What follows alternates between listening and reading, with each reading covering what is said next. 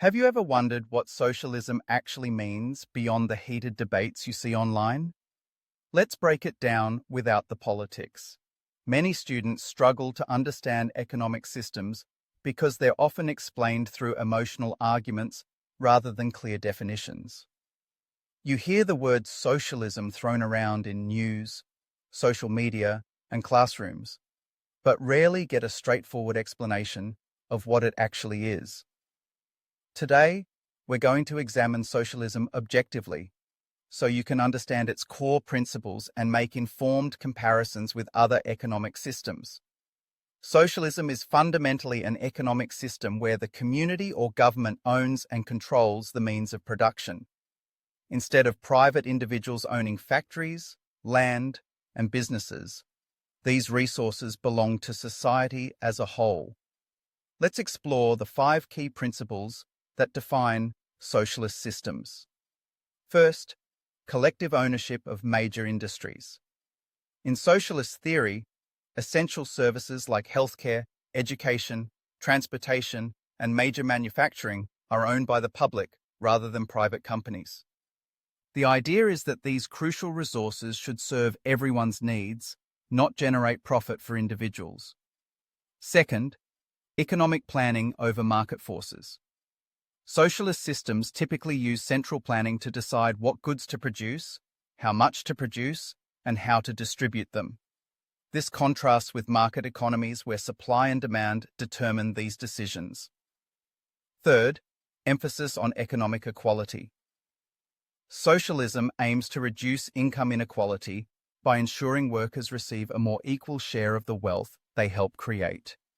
The goal is preventing extreme poverty and extreme wealth from existing simultaneously. Fourth, prioritizing social welfare. Socialist systems often provide universal health care, free education, and strong social safety nets. These services are considered rights rather than privileges that depend on individual wealth. Fifth, democratic control of the economy.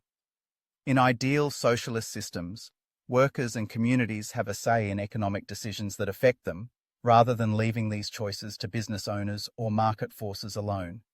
Now, it's important to understand that socialism exists on a spectrum. Some countries incorporate socialist principles while maintaining market elements.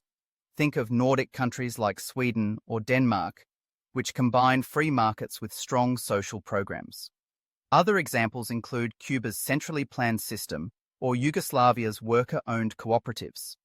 Each approach produces different outcomes. Some socialist policies have successfully reduced inequality and provided universal services. Others have faced challenges with economic efficiency, innovation incentives, or government control. The key is understanding these principles clearly so you can analyze real-world examples critically. Compare how different economic systems handle issues like healthcare access, income distribution, innovation, and individual freedom. Remember, every economic system involves trade-offs.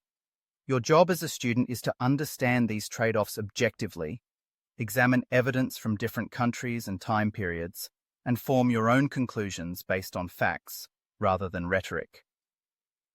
Understanding socialism isn't about choosing sides.